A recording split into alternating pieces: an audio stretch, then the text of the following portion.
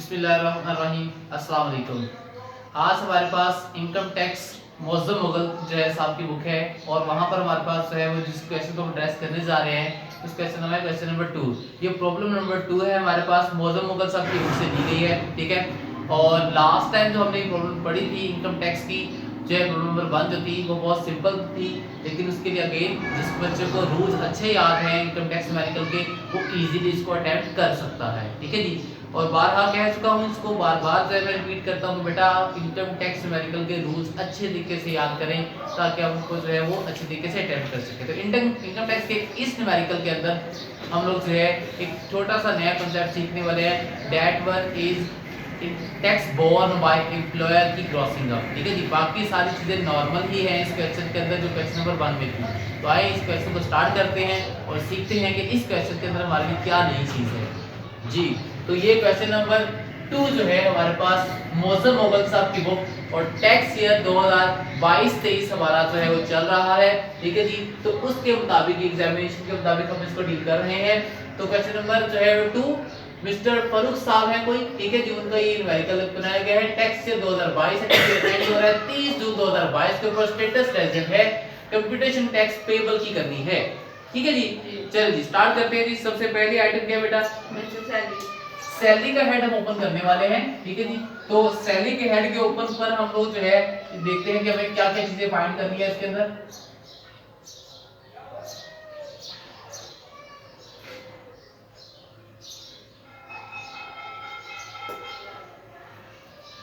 Income from salary हमारे पास बच्चों first head होता है। तो इसमें हमारे पास सबसे पहली आइटम जो है वो है बेसिक सैलरी। बेसिक सैलरी कितनी बेटा? 9 लाख, ठीक है जी। तो ये वाला कॉलम जो है हमारा फर्स्ट है वो एग्जाम्पल के लिए हमने बनाया होता है, ये टैक्सेबल के लिए होता है, ये भी टैक्सेबल के लिए होता है, ठीक है जी। पाकिस्तानी रुपीस में हम कर रहे हैं इसको। तो कितना बेटा? 9 लाख, 9 लाख मेरे पास जो है वो बेसिक सैलरी है। बाय डिफॉल्ट मैंने कहा है कुछ भी ना लिखा हो तो वो एनुअल ही होती है, ठीक है जी। अनलेस अदरवाइज वो आपको मेंशन करके बताए कि बेटा आपकी ये सैलरी जो है मंथली है कि एनुअल है, ठीक है जी। वैसे बाय डिफॉल्ट वो क्या है एनुअल मानी जाएगी, मंथली नहीं मानी जाएगी। समझ आ गई मेरी बात, ठीक है जी। जी नेक्स्ट आइटम क्या है हमारे पास? बोनस। क्या जी? बोनस जी। बोनस बेटा बाय डिफॉल्ट स्ट्रेट फॉरवर्ड हमारी सैलरी की होती है, ठीक है जी, क्योंकि हमारे पास इसमें बेनिफिट है। कितना बोनस है बेटा? 1,20,000 का बोनस जो है हमें प्रोवाइड किया जा रहा है। तो स्ट्रेट फॉरवर्ड आप उसको अपनी सैलरी का पार्ट बना लेंगे, ठीक है जी। तो इसको जो है वो कोई इसमें दो राय है नहीं, कोई स्पेशल ट्रीटमेंट तो होता नहीं है, जो आपको नॉर्मल ट्रीटमेंट करना है स्ट्रेट फॉरवर्ड सैलरी का पार्ट बना देना है। नेक्स्ट आइटम क्या है जी हमारे पास? Medical allowance. मेडिकल अलाउंस बड़ा और से समझिएगा। मेडिकल अलाउंस अकेला मेडिकल अलाउंस ही है जी। तो मेडिकल अलाउंस अगर अकेला आएगा बेटा, ठीक है जी, तो इसको समझिए पीएमबी लिखा हुआ है। क्या लिखा हुआ है? ये स्पेशल अलाउंस पीएमबी लिखा है जी। वो उसको बाद में देखते हैं। तो हमारे पास मेडिकल अलाउंस जो है वो उसको पहले देख लेते हैं। मेडिकल अलाउंस को क्या ट्रीटमेंट करने हैं हम लोगों ने। कितना मेडिकल अलाउंस है बेटा? 92,000 हमारे पास मेडिकल अलाउंस है बेटा। इसमें से हमारे लॉ के मुताबिक एग्जम्पशन मिलती है, वो एग्जम्पशन कितनी होती है जी? हम इसमें से लेस करने लगे हैं अपने लॉ के मुताबिक 10% of basic salary. Basic salary है 9 लाख, 9 लाख का 10% बनता है हमारे पास 90,000। 90,000 हम इसमें से क्या कर देंगे? माइनस। ये आपको याद करना है सेक्शन कि बेसिक सैलरी के 10% तक मेडिकल अलाउंस एग्जम्प्ट होता है। ये भी थोड़ा सा बताया medical without national tax number जी। अब मेरी बात यहाँ पे और सुन ले। मैंने जब अपने लेक्चर्स के अंदर आप लोगों को नोट्स के अंदर ये बताया था कि बेटा मेडिकल अलाउंस अगर अकेला आता है तो फिर उसको 10% एग्जम्पशन दी जाती है, लेकिन अगर मेडिकल अलाउंस जो है मेडिकल रीइंबर्समेंट के साथ आता है और वो reimbursement as per terms of agreement होती है, सारी कंडीशन पूरी हो जाती हैं, तो फिर उस सूरत में मेडिकल रीइंबर्समेंट फुली एग्जम्प्ट हो जाती है और ये वाला मेडिकल अलाउंस फुली टैक्सेबल हो जाता है। ये पढ़ाया था आप लोगों को, पढ़ाया था ना आपको, ठीक है जी। तो बेटा अभी इस विषय में यूं आया कि वो जो मेडिकल रीइंबर्समेंट बता रहे ना आप, उसने क्या एनटीए नंबर नहीं दिया ना? नहीं। जब एनटीए नंबर नहीं दिया तो वो वाली मेडिकल फुली टैक्सेबल हो जाएगी। अब वो सी केस, ए और सी केस बन जाता है, ठीक है। और ये वाले को 10% कंसेशन मिलेगी अब, ठीक है जी।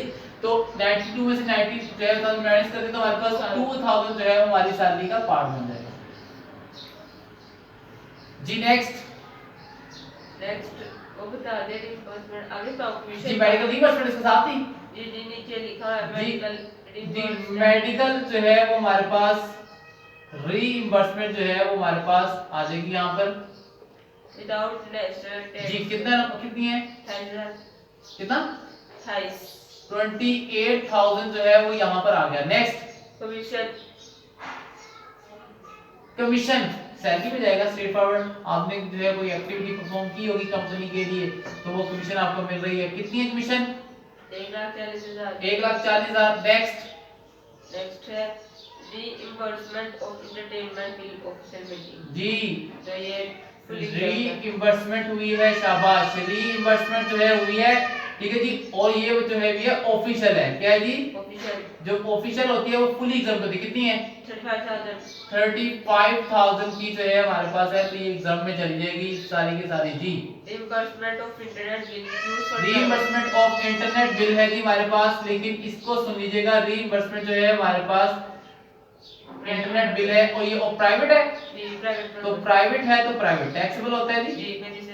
25,000 की प्राइवेट जो है वो हमारे पास यहाँ पर टैक्सेबल हो जाएगी जी। Next encashment during continuity of employment जी, लीव इन कैशमेंट हुई है, ठीक है जी। तो लीव इन कैशमेंट जो है बच्चों हमारी वो भी टैक्सेबल होती है। लीव इन कैश करवाया आपने, छुट्टियां अलाउ होती हैं, आपने नहीं की उसके ऊपर आपको पैसे मिले। कितने, टैक्स 1 लाख 1 लाख जी पूरा जी पूरा 1 लाख जी, 1 लाख हमारे पास आ गया जी। नेक्स्ट है reimbursement of utilities bill reimbursement of utility bill, ये भी हमारा आ जाएगा टैक्सेबल में। रीलोकेशन अलाउंस यहाँ पर स्पेशल अलाउंस आया था, पूछा था ऊपर कहीं आया था जी, आया हुआ था 7,000 का, वो अपने बताया क्यों नहीं मुझे बेनिफिशियरी बेटा, बताते हैं ना साथ साथ, तो दोबारा भी इसको कर लें फिर उसको बताना। रीइंबर्समेंट कितनी दी है, यूटिलिटीज की रीइंबर्समेंट किसी कह रही हैं आप, अभी अभी अपने कह रहे हैं लीव इन कैशमेंट के बाद हाँ जी बताया था यूटिलिटीज बिल की कितनी है, 30,500 30,500 मेरे पास जो है वो वैल्यू आ रही है रीइंबर्समेंट ऑफ यूटिलिटी बिल की, ठीक है जी। और यूटिलिटी बिल की रीइंबर्समेंट जो है वो सैलरी में जाएगी, क्योंकि ये जो है पर्सनल बेनिफिट मिल रहा है एम्प्लॉय को। बच्चों आगे स्पेशल अलाउंस स्किप करवाए तो लिखवाएं, वो है स्पेशल अलाउंस 7,000 का। ये सुनने गौर से बात, पिछले साल जो बच्चे पढ़ रहे थे, ठीक है जी, उनके लिए अब ये नई चीज आ गई है, ठीक है। उनके न्यूज सेक्शन ये चेंज हुआ है, पहले special allowance fully tax exempt होता था, अब जो है स्पेशल अलाउंस जो है वो मंथली बेसिस पर जो है वो टैक्सेबल हो जाता है। आपकी बुक में इसका नोट भी लिखा होगा, special allowance on monthly basis is taxable, ठीक है जी। जी, अगर पहले वाला जो क्वेश्चन था और इस क्वेश्चन में फर्क समझ लीजिए, पिछले वाले क्वेश्चन में स्पेशल अलाउंस आया था और उसमें जितने एक्चुअल एक्सपेंडिचर हुए थे उतने छोड़ दिए थे, बाकी ऊपर वाला जो बच गया था स्पेशल उन पर टैक्सेबल हो गया था। अब इस सवाल में कोई एक्चुअल एक्सपेंडिचर नहीं दिए हुए तो स्कूल से जो मंथली है उसको 12 से मल्टीप्लाई करके सैलरी का पार्ट बना देंगे। कितने हैं जी per month special allowance, 7,000 per month है, इसको 12 से मल्टीप्लाई कर देंगे तो 84,000 हमारे पास ये बन जाएगा, ठीक है जी। नेक्स्ट आगे चलें, आगे आज हम रीलोकेशन अलाउंस जी। Relocation allowance fully exempt from tax होता है, ये ध्यान में फिट कर लें कि रीलोकेशन पहले भी एग्जाम था, अभी भी एग्जाम है। रीलोकेशन भी कहते हैं इसको और ट्रैवलिंग अलाउंस भी कहते हैं इसको। क्या कहते हैं, ट्रैवलिंग टीए, आपने अक्सर जॉब्स के ऐड में देखा होगा टीए डीए लिखा होता है, ठीक है जी। तो ये एग्जाम है जी बेटा, कितना है जी बताएं, शाबाश। ये है 30,000 का, 30,000 का जो है वो रीलोकेशन अलाउंस है। Next, fee for refresher course paid fee for refresher course by management, ये इसमें एम्प्लॉय का कोई बेनिफिट नहीं होता, तो इसलिए ये जो है वो एग्जाम्प्ट है। 25,000 फी फॉर रिफ्रेशर, ठीक है जी। कंसेशनल लोन कितना, एक मिनट वैल्यू बताए ना, 25,000 का रिफ्रेशर कोर्स है तो ये भी एग्जाम्प्ट हो गया। आगे कंसेशनल लोन बेनिफिट 8% जी, ये वाला लोन वाला केस आ गया जी, तो लोन वाला केस बड़ा अच्छे तरीके से पढ़ाया गया था, जी। ठीक है जी। कितना लोन है, 8% है, टोटल जो लोन है वो 11 लाख 11 लाख है। इंटरेस्ट की अमाउंट तो नहीं बताइए मैं कहीं भी। ये बताइए 11 लाख है 11 लाख तो लोन की अमाउंट है ना, तो चेक करें बेटा 11 लाख लोन की अमाउंट है। 11 लाख के ऊपर आप लोगों ने कितनी फेवर है जी 2%, जी क्योंकि 10% हमारा बेंचमार्क रेट है, हमको हमारे एम्प्लॉयर ने 8% चार्ज किया है। मार्केट रेट 10 है, आपको कितना दिया गया है हमें 8%। 8%, इसका मतलब है 2% फेवर की गई है, तो पूरे लोन की अमाउंट का 2% ले लेंगे। तो 11 लाख का 2% कितना आता है चेक करें, जल्दी करें शाबाश, अरे ये फास्ट 22,000 22,000 जो है हमारी सैलरी का पार्ट बन जाएगा, ये देखिए ओके हो गया। आगे चलिए, शाबाश शाबाश, move on. Hotel bills paid by the company relating to a pleasure trip. नहीं जी, होटल प्लेयर में आएगा तो टैक्सेबल हो जाएगा, लेकिन अगर ऑफिशियल होता तो फिर एग्जाम होता। होटल प्लेयर कितना है 50,000। 50,000 का जो है वो प्लेयर ट्रिप। आगे उसके अलावा accidental insurance premium paid by the employer. Accidental insurance premium जो है बच्चों टैक्सेबल होती है हमारे पास, लेकिन अगर मेडिकल आई तो फिर वो वाली एग्जाम हो जाएगी अगर आप एम्प्लॉयर पे कर रहे हो। कितनी है जी 38,000। 38,000 जो है वो हमारे पास है, वो एक्सीडेंटल इंश्योरेंस प्रीमियम जो है वो हमारा एम्प्लॉयर पे कर रहा है, ठीक है जी। तो हम उसको जो है यहाँ पे लिख लेंगे जी। Next, tax liability borne by employer, yes ये मेन पॉइंट है इस क्वेश्चन का, जो अभी तक जो मुझे बताना था आपको, ठीक है। टैक्स बोर्न बाय एम्प्लॉयर के आगे डैश लगा हुआ है, कुछ नहीं लिखा हुआ, तो वो हमने खुद निकालना है। कैसे फाइंड करना है, जब टोटल इनकम आ जाएगी हम टैक्स निकाल लेंगे, उसके बाद उसका काम है उसको स्टार लगा लें, अभी इसको बाद में करते हैं। आगे चलें। Free coupon for lunch. Free coupon for lunch taxable होता है। इस ट्रीटमेंट को बताता हूँ ये क्या सीन क्या है। फ्री कूपन जो है अगर आपका एम्प्लॉयर आपको देता है, फ्री कूपन क्या मैं बताता हूँ कितनी वैल्यू है, ये है 60,000। 60,000 60,000। अब इसको सुन लीजिएगा बोल सारे बच्चे कि फ्री कूपन होता क्या है। बच्चों फ्री कूपन क्या है कि आपके जो है एम्प्लॉयर का होटल है, ठीक है, आप वहां पे जॉब कर रहे हो, ठीक है। अगर आपको ड्यूटी आवर के दौरान लंच मिलता है वहां से खाने को, तो वो फ्री सब्सिडाइज्ड लंच जो है एग्जाम है लॉ के मुताबिक, ठीक है। ये मैंने सेक्शन पढ़ाया था जहां पे मैंने बताया था कि अगर आपके एम्प्लॉयर का हॉस्पिटल है वहां से आप इलाज करवाते हो तो आपको एग्जाम है। आपके एम्प्लॉयर का स्कूल है, आपके बच्चे वहां पढ़ते हैं तो एग्जाम है। आपके एम्प्लॉयर का जो है ग्रिड स्टेशन वहां से आपको इलेक्ट्रिसिटी मिली है तो एग्जाम है। आपके एम्प्लॉयर का जो है क्या कहते हैं होटल है, यहाँ का सिस्टम होटलिंग सिस्टम है, आप ड्यूटी के दौरान वहां खाना खाते हैं तो एग्जाम है। लेकिन अगर आपका एम्प्लॉयर आपको जो है फ्री कूपन मारना शुरू कर दे, ये लो भाई कूपन लो, अपने दोस्तों को यारों को फैमिली मेंबर को लो खाना खिलाओ, तो एफबीआर कहता है फिर ये टैक्सेबल हो जाएगा। बात समझ आ रही कि नहीं आ रही। तो इस चीज को थोड़ा सा अंडरस्टैंड करने की जरूरत है कि अगर आप जो है अपनी जो है वो मार्जिनल कॉस्ट, इसमें ये होता है कि अगर वो चीज जो है एम्प्लॉयर को मार्जिनल कॉस्ट इफेक्ट नहीं कर रही तो वो टैक्सेबल नहीं होगी, क्योंकि अगर इतना खाना वो बना रहा है, थोड़ा सा खाना अगर एम्प्लॉयज को बेचेगा तो उसको इतना इफेक्ट, लेकिन अगर वो आगे से बांटना शुरू कर देगा तो फिर काम खराब हो जाएगा, ठीक है। तो इसीलिए फ्री कूपन जो है वो हमारे टैक्सेबल होते हैं, ठीक है। इसी तरह से अगर आप एयरलाइन कंपनी में काम कर रहे हैं, ठीक है जी, तो वहां एयरलाइन कंपनी में साथ ट्रैवल करते तो टैक्सेबल नहीं होगा, लेकिन अगर वो टिकटें देना शुरू कर दिया आपको फ्री में तो वो टिकटें टैक्सेबल हो जाएंगी, ठीक हो गया जी। तो इसलिए फ्री कूपन जो है वो टैक्सेबल में आएगा। नेक्स्ट, बस खत्म हो गया। नहीं जी, मेन थीम हमारे पास तैयार हो गया है, ठीक है जी। फटाफट से मुझे इसका टोटल बता दीजिए, ठीक है जी, जो इसकी स्टेशन है, ठीक है, वो टोटल मैं इसको यहाँ पे पुट कर लेता हूँ। ये मेरा सैलरी का ही ज्यादा पार्ट था जो कि यहाँ पे शो हुआ है, तो मैं इसको सबको जमा करके यहाँ पे शो करवा लूंगा, तो वो हमारी आ जाएगी जो है टोटल इनकम आ जाएगी, क्योंकि एक ही हेड था तो इसी को सारा चार्ज करने वाले हैं हम लोग, ठीक है जी। तो मैं यहाँ पे लिख जो है इसको आगे ले लेता हूँ, ये हमारे पास इसको जमा करके मुझे बता दीजिए, मैं वहाँ पे आगे इसको शो करवा लेता हूँ हमारे पास कितना जो है पार्ट बन रहा है।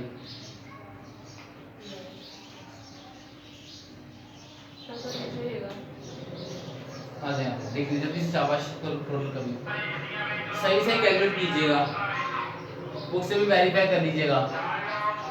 9 लाख है, 1,20,000 है, 2,000 है, जो है 28,000 है, उसके बाद फिर 14,000 है, ठीक है, फिर उसके बाद 25 है, फिर 1 लाख है, फिर 30,500 है, 84,000 है, 22,000, 4,000, 38 और फिर 60,000।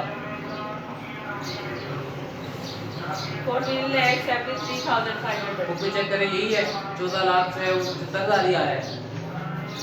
14,75,000 जो है टोटल इनकम। देखिए टोटल इनकम ऊपर आए, शाबाश, टोटल इनकम जी होगी बेटा, जो है वो से देखें इसको, सारे हेड को जमा करने के बाद जो है एक ब्लैक बना होगा टोटल इनकम के नाम पर।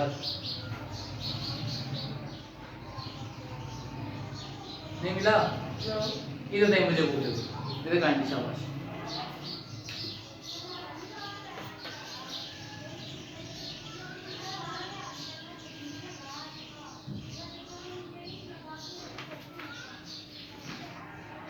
नहीं उसकी 19,59,500 मत दो। देख लेते हैं कोई स्किप कर दी होगी फिर, ठीक है।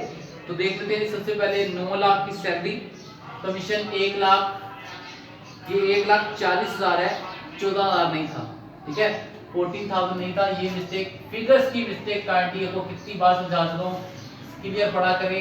1,40,000 की जो है ये वैल्यू है, ठीक है, 14,000 नहीं था। उसके बाद बोनस जो है वो आपका जो है वो 1,20,000 का, रीलोकेशन अलाउंस है हमारे पास, ठीक है जी, रीलोकेशन अलाउंस नहीं आना, मीटिंग नहीं आना था, ठीक है जी। उसके बाद लास्ट में जाके बेटा एक और चीज़ थी, आपने नोट्स को तो पढ़ा ही नहीं, ठीक है, वो नोट्स इतने ज़्यादा पढ़े हुए हैं, वो कितने पढ़ने हैं जी, नोट्स सारे पढ़ने हैं, वो न्यूमेरिकल का पार्ट है बेटा, क्या हो गया आपको, ठीक है।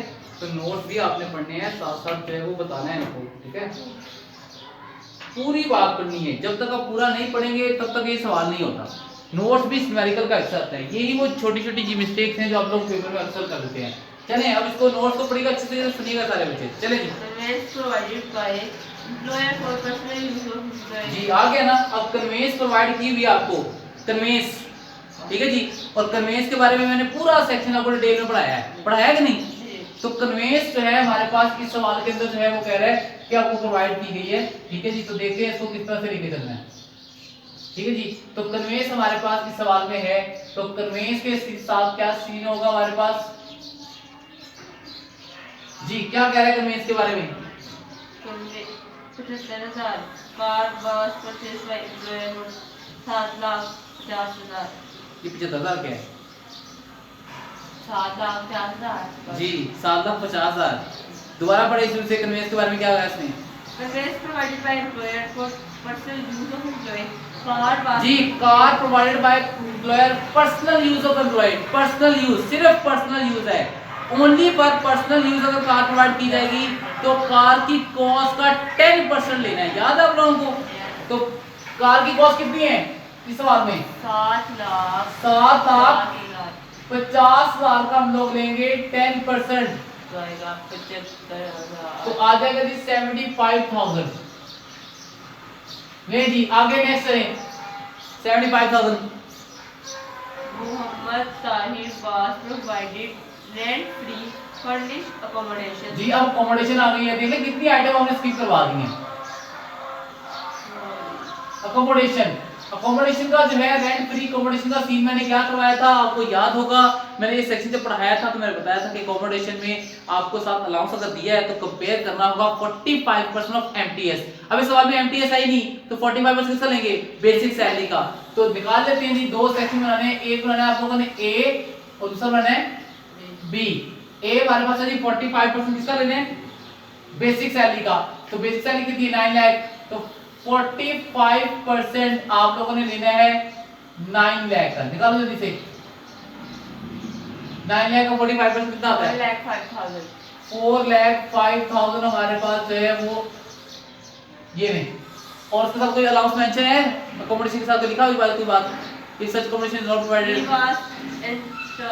entitled to accommodation allowance of 26,000 जी 26,000 अलाउंस है साथ। और मैंने कहा था जो अलाउंस दिया होगा उसको 12 से मल्टीप्लाई करके पर मंथ है तो फिर कंपेयर करेंगे, जो वैल्यू बड़ी होगी वो आपका सैलरी का पार्ट बनेगी। 26,000 को मल्टीप्लाई करें 12 से, 3 लाख बड़ा था, 3,12,000 मेरे पास ये वैल्यू आ रही है। तो विच एवर इज हायर, ठीक है जी, 4,05,000। सो विच एवर इज जो है हायर हमारे पास जो है वो ली जाएगी, ठीक है जी। विच जो है हायर कौन सी है जी 4,05,000। तो 4 लाख जो है वो 5,000 मेरी सैलरी का पार्ट बनने वाली है जी। आगे चलें, बड़े बड़े शाबाश जल्दी करें। If this accommodation was not provided to, ठीक है ये बात हो गई, आगे चलें। zakat paid to a approved organization through cross check, ज़कात paid to approved organisation to cross check. इस बात को सुनने, मैंने जब स्टार्टिंग में अपना लेक्चर दिया था, मैंने ज़कात का कांसेप्ट पढ़ाया था। मैंने बताया था कि ज़कात जो है वो दो कांसेप्ट से पे होती है। एक जो है वो ज़कात पेड एज पर ऑर्डिनेंस और दूसरा है ज़कात डायरेक्टेड बाय बैंक। अब यहाँ पर उसने मेंशन ही नहीं किया कि जो ज़कात पे की है वो ऑर्डिनेंस को फॉलो किया है कि नहीं किया। तो जब यहाँ मेंशन ना किया हो ज़कात ऑर्डिनेंस के वर्ड को, तो फिर हम उसको अलाउ नहीं करते। बात समझ आ गई है? तो हम यहाँ पे यही प्रेजम्पशन ले रहे हैं कि ज़कात ऑर्डिनेंस के मुताबिक पे नहीं हुई। वैसे ज़कात टोटल इनकम जब आ जाएगी तो फिर माइनस करते हैं। 5 डायरेक्ट डिडक्शंस हैं। इसका नेक्स्ट इंशाल्लाह टॉपिक आएगा तो मैं आपको अलग लेक्चर इसका बना के दूंगा डायरेक्ट डिडक्शन के ऊपर कि टोटल इनकम में से कौन-कौन सी 5 डायरेक्ट डिडक्शन माइनस सकते हैं। उनमें से एक ज़कात भी है। तो अब यहाँ पे ज़कात को डिसअलाउ कर रहे हैं। क्यों? क्योंकि ज़कात एज पर ऑर्डिनेंस नहीं है। आगे bonus due but not yet received। जी, ये वाली बात बहुत इंपॉर्टेंट है। इस तरह की गोलियां अक्सर होती हैं, पेपर में बच्चे इसको फोकस करते नहीं है। Bonus due but not yet received.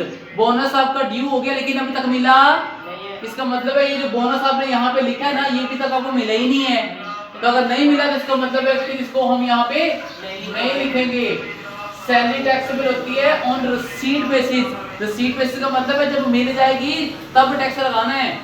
अब अगले साल जब बोनस मिलेगा तब टैक्स लगा देंगे। अभी नहीं मिला भैया, तो इसीलिए ये यहाँ पे टैक्सेबल नहीं होगा। बात समझ आ गई है? तो अब मुझे बुक से जो है बताएं इसका टोटल कितना बनता है। ठीक है जी, नेट इसका आप देख लेते हैं। ये हमारे पास सारी वैल्यूज का टोटल हमारे पास है आ रहा है, यहाँ पे दिया हुआ है वो बना तकरीबन 14 लाख के करीब बन रहा होगा। ठीक है जी, तो मुझे बताएं कितना है। 14 लाख कितना लिखा हुआ है जी? यहाँ पर टोटल इनकम एक्सक्लूडिंग टैक्स जी 9,59,500।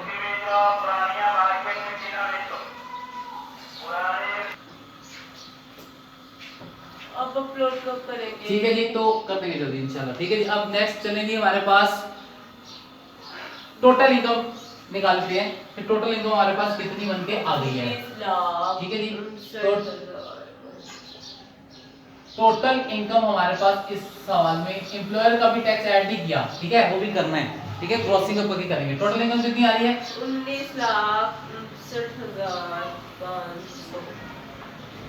19,59,500 मेरे पास टोटल इनकम बन के आ रही है जी।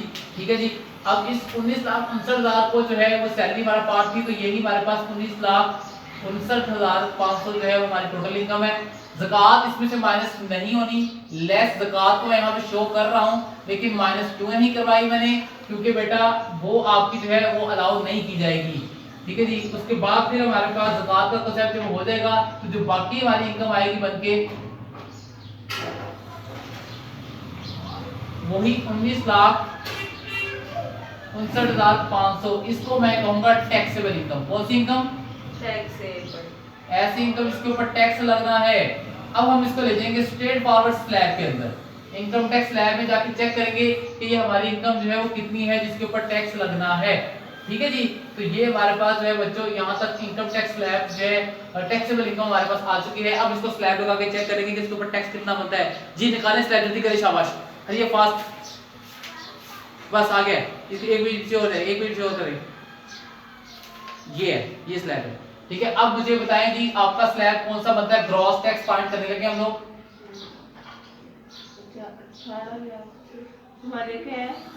हमारा है 19 लाख। टोटल स्लैब है 18 लाख से लेके कहां तक है? 25 लाख है। अच्छा ठीक है, तो 18 से 25 लाख है। तो हमारी पहली वाली अमाउंट कितनी फिक्स तो पढ़नी है हमें? वो है 90,000। 90,000 जो है वो हमें फिक्स पढ़ना ही पढ़ना है। एक ये प्लस 50% ऑफ अमाउंट सीडी। जी 18 लाख से जितना ऊपर होगा उसके ऊपर जो है कितना पड़ने वाला है? 15%। कितना? 15%। और वो सीडी अमाउंट कैसे निकाली है ये देख लें। 19,59,500 में से लिमिट माइनस कर देंगे। लिमिट है 18 लाख की, ऐसी है जी। तो 18 लाख की लिमिट माइनस कर दी तो ऊपर बचा हमारे पास 1,95,500, ऐसे ही है। 1 लाख नहीं 19 लाख है ना जी, 1,59,000 1,59,500 बचता है। तो उसका हम ले लेंगे कितने परसेंट? 15%। ले लें, शाबाश, जल्दी करें। 1,59,500 का जो है 15% कितना आता है? 15%।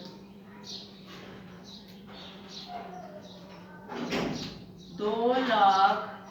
2 लाख कैसे होगा बेटा? 1,59,500 पहले है। 1,59,500 बनता है, उसका 15% लेना है।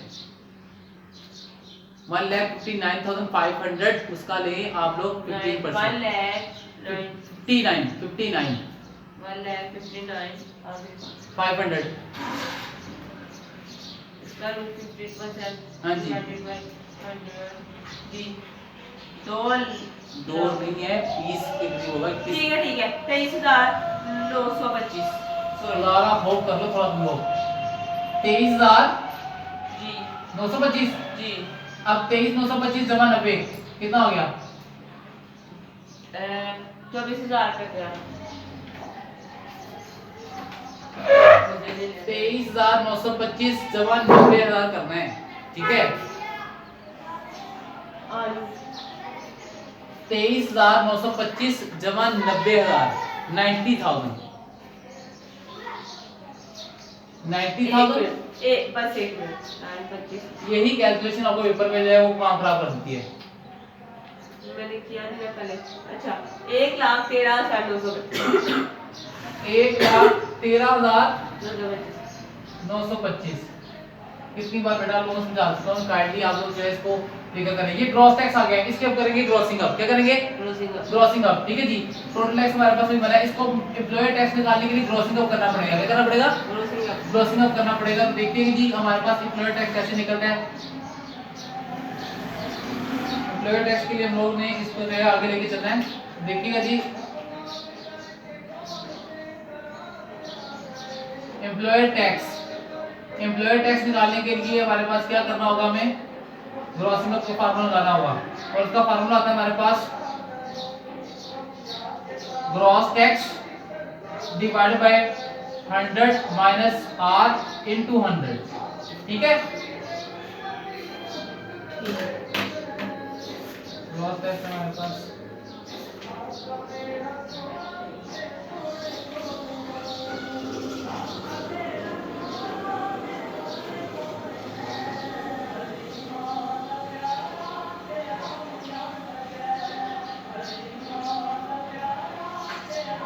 चले शाबाश बताएं।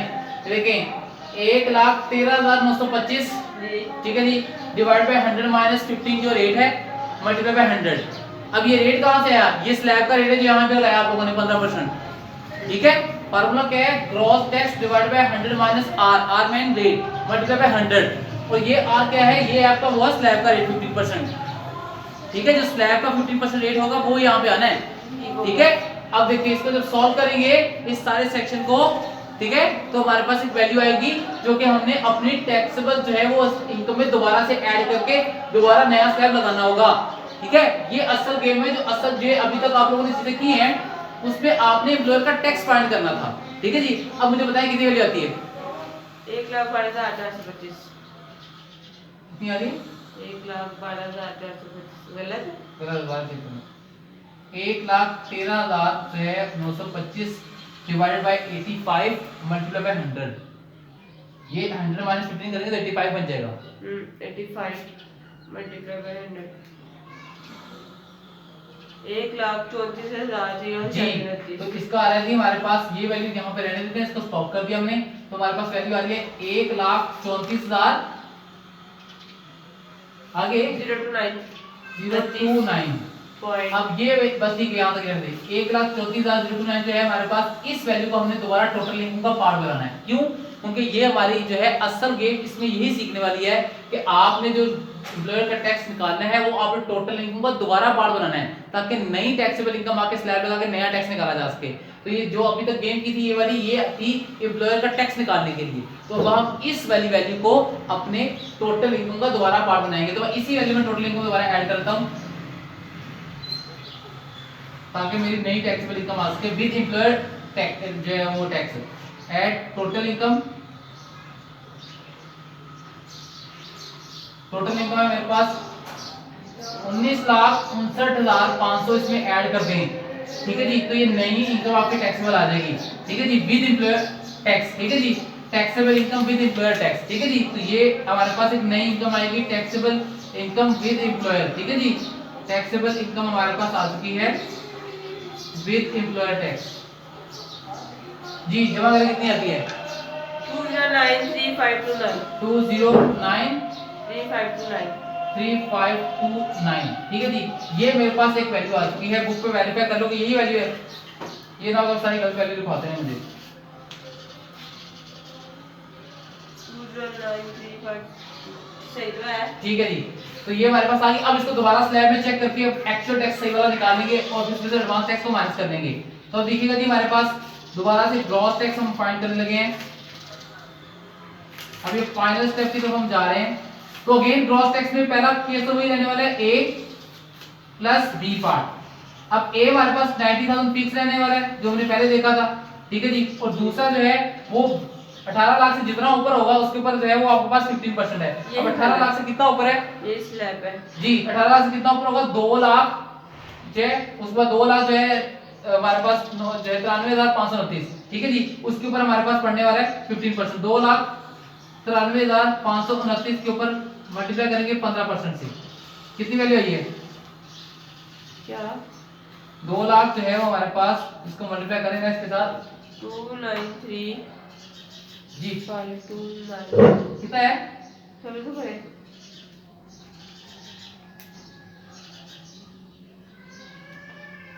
आ रहा है 44,029.35 कितना है? गलत आ रहा है। मैं इसे से बता देती हूँ।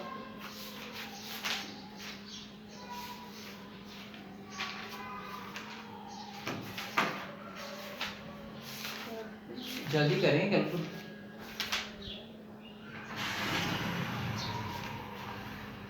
कितना है बताएं? 44 029 4402 9 सही तो बताया था मैंने। ठीक है, एक मिनट बोल लूं सब तो करें। 4402 ये दोनों को जमा करके आ रहा है जी मैंने मैंने इसका सिर्फ इसके लिए ऐसे ही किया है। अब इसको जमा करें 44,029 पे जमा करें। शाबाश, जल्दी करें।